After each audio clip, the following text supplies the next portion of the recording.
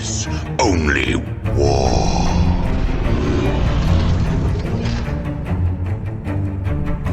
What is up, gents? 40k Dirtbags here. We're going to do a quick video for you guys today about the balance data sheet for Grey Knights specifically. We'll do one for a lot of the armies that we play on the channel, but Grey Knights, I just played a game with them last night against Tau, so if you guys checked out that live video, it's actually up on the channel.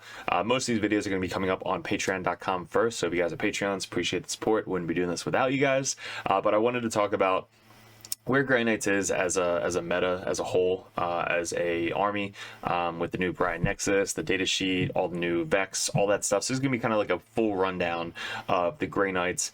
Right now, 10.5, the date is June 25th at 5:27 p.m.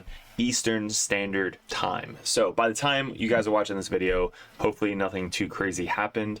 There's a lot of different changes with the Pariah Nexus already on day one, but we're going to be talking about what's going to be moving forward and what you'll probably see in the GTs coming out for Grey Knights. We did get ranked #1 Grey Knight player in the world 2 seasons ago at LVO. So that was super awesome, really cool to kind of jumpstart the channel.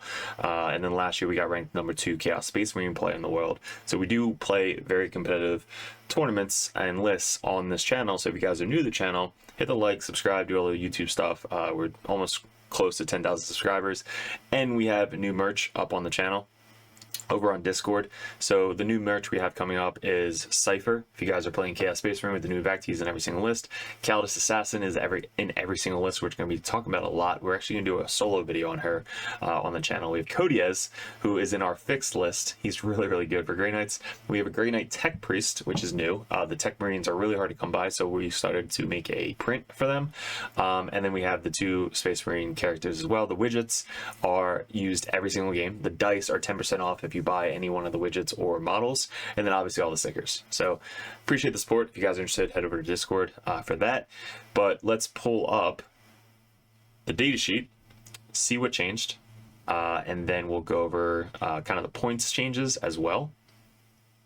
And maybe at the end of the game or end of the video, we'll go over some list ideas.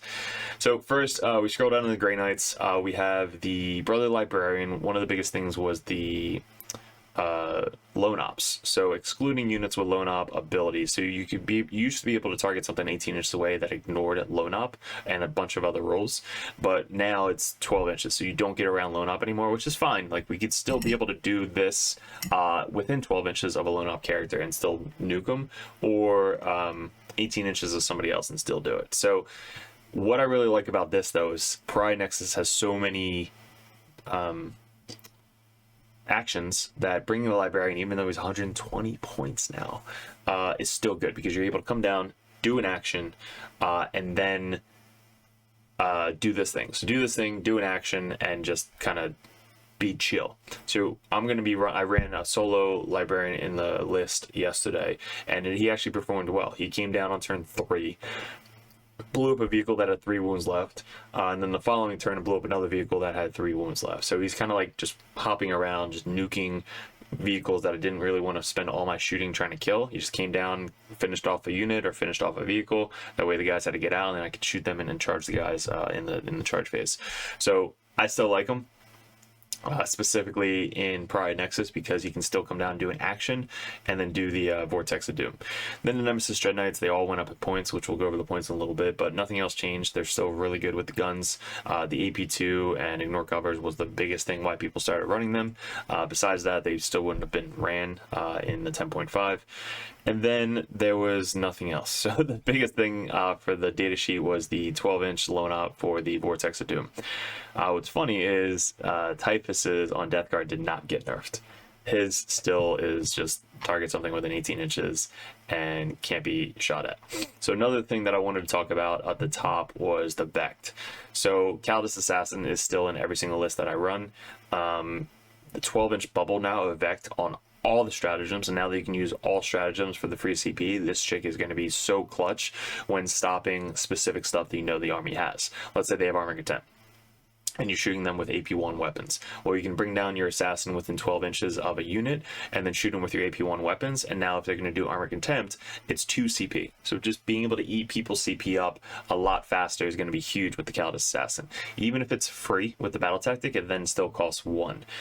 So she is going to be more of an aggressive piece while still doing actions, because it's just an aura. So she can come down, do an action, and just be within 12 inches of a unit that you want to kill. Then you'll be able to kill that unit with that Vect. So a lot of people are sleeping on this Vect. Cypher was used in every game moving forward, and I used him at ECO and actually came up, even with the battle tactics, it came up with Vect 12 inch, because he was the first one to have that type of Vect in 10th edition. So now everybody has that Vect in 10th edition. So I was already practicing it with it before it was cool. Now that it's cool, everybody should have this Vect in their list if they can. So everything within 12 inches, whatever stratagem they use on themselves, on their unit, is now 1 extra CP. Armor Contempt, Mist of Deimos if you go against another Grey Knight unit, Fight on Death, Fight First, anything that they're using within 12 inches of your assassin. Overwatch. No, I think Overwatch is maybe Overwatch. I think if you target a unit to then shoot is Overwatch. So Overwatch a unit within 12 inches is now 2 CP. So Vect is going to be insane for Grey Knights as well. And then our free stratagem for our Grand Masters is huge as well, because now all of our strats are good. Not all of them, but Mist is good. Grenades is good because our Grandmasters have grenades for some reason. Come within 3 inches. What else? Something else that we use every single turn. That's really it. Maybe Advance if you want to do that, or free. Like mainly the ones I used the other day was come down within 3 inches, grenade, and the Mist. So those are the ones that the Grandmasters can now use, or one Grandmaster can use. What's so BS that Games Workshop didn't update is Grandmasters are still once per battle. So I just found out from the Discord that even if you have multiple Grandmasters, you can still only use it once, which is just stupid. Please, everybody, if you can email Games Workshop and be like, why did you do this? Or are you changing this now? Because it just doesn't make sense. Everybody else can do it. Why can't we do it? It's like they put us in a corner and they just left us there since the beginning of 10th edition. Okay, besides that, that was the major changes for the Grey Knights as well. And then the Knight, Chaos, or regular Knights, like if you bring Canis Rex in your list, he is insane. Being able to do a free stratagem, hitting on 2s with a damage 8 fist with his gun damage, like he is really good in this edition, and probably you'll be seeing him a lot in a lot of Imperial lists. So Grey Knights, even like he's going to be used a lot, so him being updated as well is kind of huge. So let's go over the points changes for Grey Knights. Some of these don't make sense at all. So the Stormraven gunship, how many people did you see winning RTTs or GTs with a Stormraven gunship with Grey Knights? Probably 0.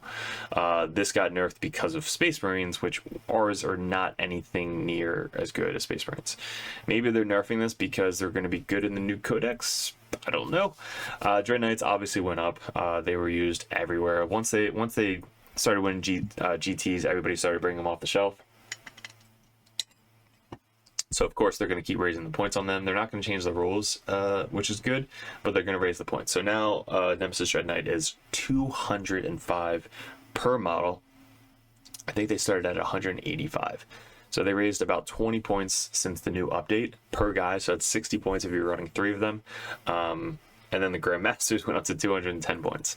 So the Grandmaster, the only difference is you can't advance and charge with the Grandmaster, and he has the Kamehameha, like full rerolls to hit, wound, and damage against vehicles and monsters, which is really good. But he's very slow. He's only speed 8.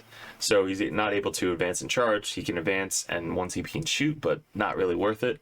I think I'm going to be bringing the Dread Knights mainly, or one Grandmaster with Sigil. So the Grandmaster with Sigil is still really good. 245 points or 240 points to just kind of like be more aggressive with them, and then if they do target them, you can just move them somewhere else and then be even more aggressive with them. So the Grandmaster Dread Knight with the Sigil is still really good and probably should be used in most of the list. Then you can add in another 1 or 2 Dread Knights to kind of like still have your killing power, like your transport killing power, mainly like rhinos and other transports. They're not going to be killing toughness 11 or 12 guys unless you get into combat. But using them as gun platforms in the back, 24, 18 inches away, killing the transports so that way you guys can get inside of the guys in the transports. Here's one that didn't really make sense. Crow. So why did Crow go up in points? Nobody fucking knows. Like, I don't know why he went up in points. He's not used in every single list. He's used in a lot of niche lists, but not every list, like Dread Knights are. And the Storm Raven, not used in every list.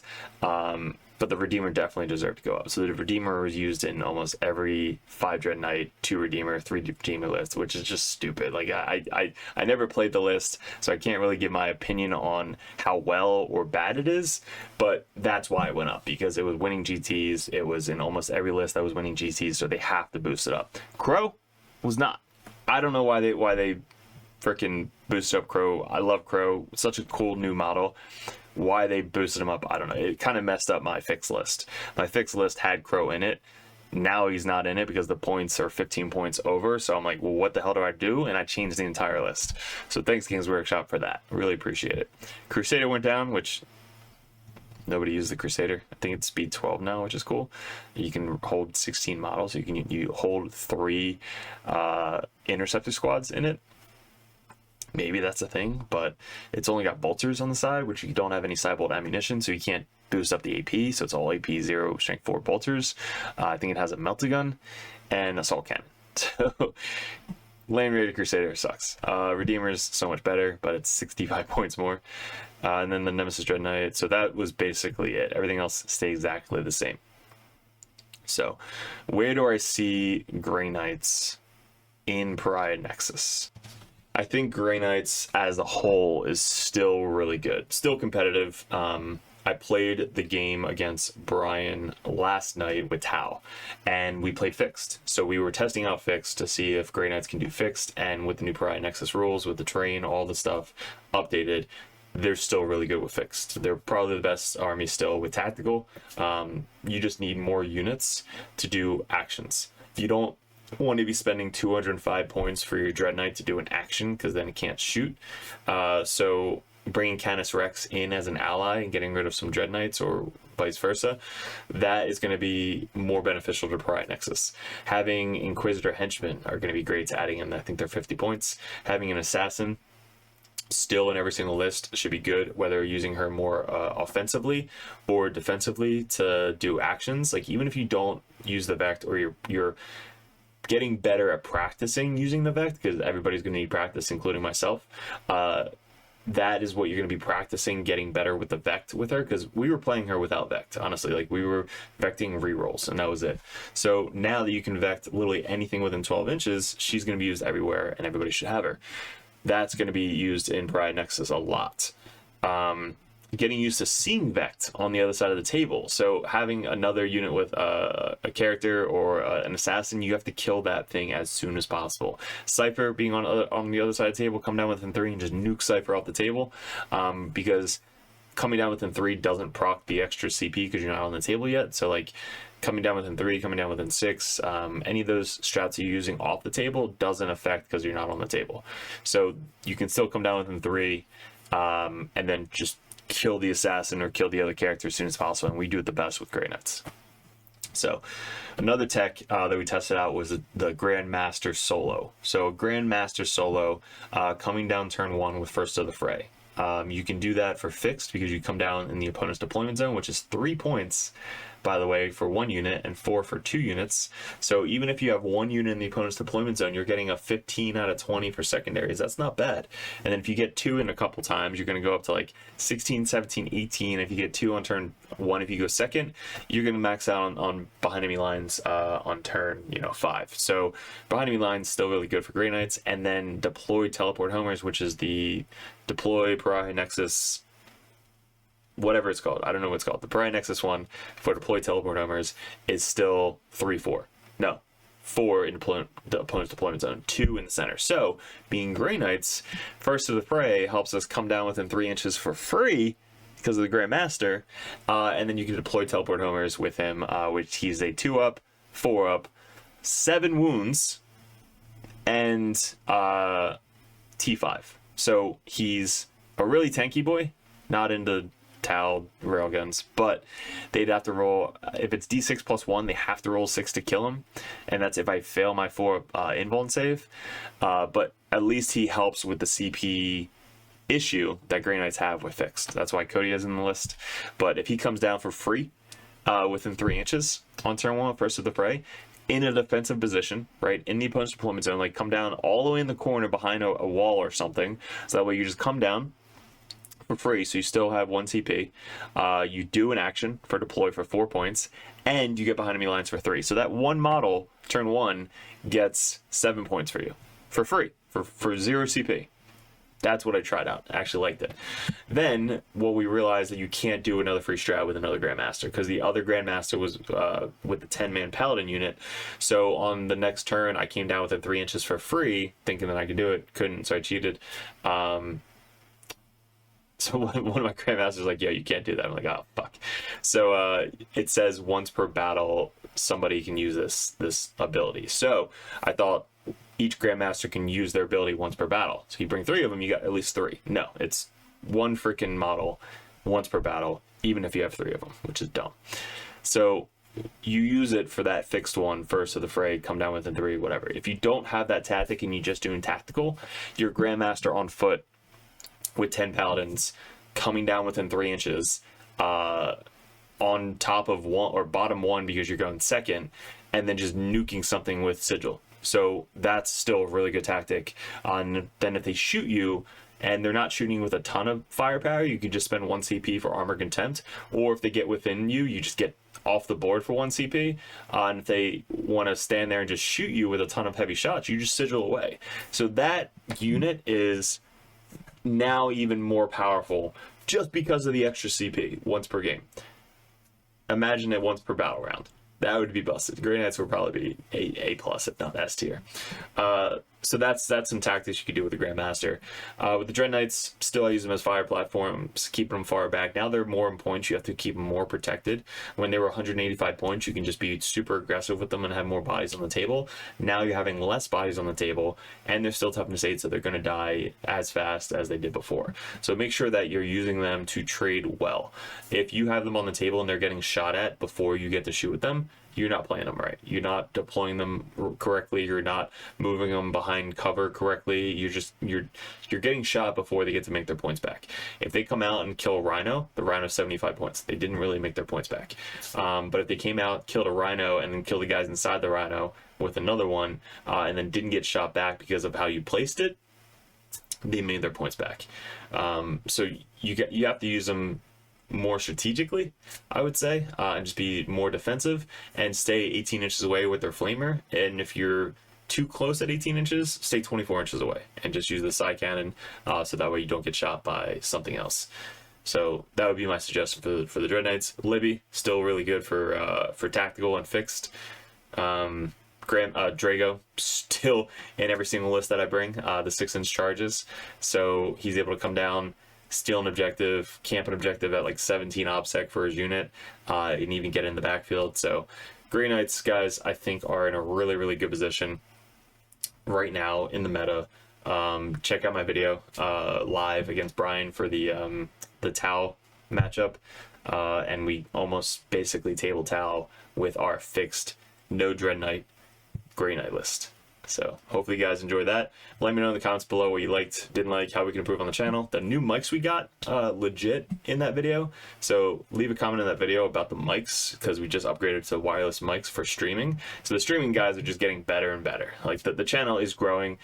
We are listening to you guys. The Patreons are helping out so much. We wouldn't be able to grow this much or this well without the Patreons. So all the competitive Patreons, Grandmaster Patreons, make sure you guys are getting the most use out of your titles, asking us questions anytime you guys can. If you guys want to support the channel, get these videos ahead of time on patreon.com.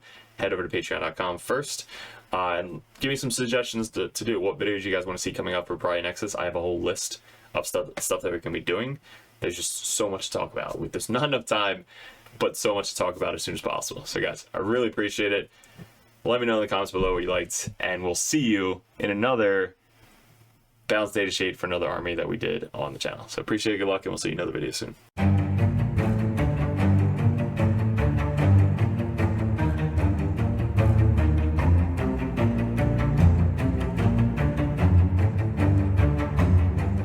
What's up, gents? 40k Dirtbags here. If you guys are thinking about joining the Patreon page, we're going to go over each tier and how it's going to benefit you and what you're looking for specifically to get out of 40k in 10th edition coming up. There's a lot of stuff to go over. There's a lot of tactical videos up on the channel, which is for free. There's going to be a bunch of perks that you get specifically for being a part of the Dirtbag Nation Patreon page. So first off, we have the first tier, which is $1 a month. You guys get first access to the videos over at patreon.com. You also get access to the Discord, which is specifically a private link in the Discord that only Patreon members can see. So you guys will have first access to that. Also a benefit is Patreons over the Dirtbag Nation get live streamed games on patreon.com streamed from YouTube, but there's only links specifically for the patreons.com. So not only do you get first access to these videos, you also get to see live stream games specifically only on patreon.com. The next tier is the Justicar. You guys get a shout out on every single video on YouTube. You also get to support us a little bit more. You get first dibs at voting on Discord, as well as you just kind of say, hey, I just want to be a Justicar Dirtbag and support you guys a little bit more than that $1 a month tier. But you get all the same access as well as the different color over on the Discord. So the third tier is the competitive Dirtbag. This tier, you get a lot more one-on-one coaching. This is a lot of the Dirtbags over on the Dirtbag Nation. They are able to send out messages one-on-one, go over list ideas, tactics, anything you guys want to talk about. When I was getting into 40K, or really any game in general, I always wanted to message the top players in the meta and just ask them questions. This $10 a month tier gets you that opportunity to message us one-on-one on Discord, so that way we can actually coach you, give you our insights, suggestions, and that's going to get you better at the 40k 10th edition as a whole. So that tier alone, just $10 a month to have one-on-one coaching, one-on-one messages anytime throughout the month, that's going to be a perfect tier for you guys. Even if you're brand new to the game, we go over 1,000 point list, 1,500 point list, 2,000 point brand new starting list, team list, anything you guys need. That's what the competitive Dirtbag tier is for. Also, you get a little bit red number name tag on Discord, so people know that you're really serious about getting into the competitive scene. The Grandmaster Dirtbags. This is the all-in-all $25 a month tier. You get one-on-one coaching, everything we said prior to this, but you guys get to see me, Mike, any of the other Dirtbags play your specific list that you want to see tested out live on one of our battle reports. You guys get to mention, suggest videos you guys want to see coming up on patreon.com. So you guys get the above first tier benefit of everything that we do over at Dirtbag Nation. All the support mainly comes from you guys supporting us over here at Dirtbag Nation. And Grandmasters, I can't thank you enough, but for $25 a month, you get one-on-one coaching and anything you want to see live on the tabletop. So you get to see a professional play right in front of you. You guys get to kind of like see it one-on-one, and I'm actually making this specifically for you. There's also TTS events that you guys can suggest. If you guys want to do a first 1 or 2 turn run through on TTS, we can actually log in and coach you one-on-one with that. If you guys see us at any GTs, you guys get special benefits, free dice, stuff like that. Anytime you purchase a merch thing on Discord, you guys get a free limited edition Dirtbag dice sent to you with every single purchase on top of that. So there's a lot of benefits coming up with the Grandmaster Dirtbag. Because I can't thank you enough for supporting us. Definitely let me know which tier would be best for you if you go over to patreon.com and specifically go to a tier. And make sure you don't forget to message me up on Discord. That's where we check every single day. If you guys are really into getting into 10th edition 40k, head over to Patreon, join the competitive Dirtbag or the Grandmaster. Message me as many times as you possibly want, and I'll coach you the best I possibly can on any specific army that you guys play. Mainly our armies right now, currently, going into 2024, is going to be Chaos Space Marines, Grey Knights, Death Guard, and then we have Custodes, Sisters, and I think that's it going into the wings of 2024. But again, any other army that you guys play, we have other coaches lined up for the Dirtbags that are ready to take on that role of the competitive Dirtbag page. So guys, really appreciate it. Thanks for clicking on the video. Thanks for joining the Dirtbag Nation if you guys are already a part of us. And we'll see you in another video soon.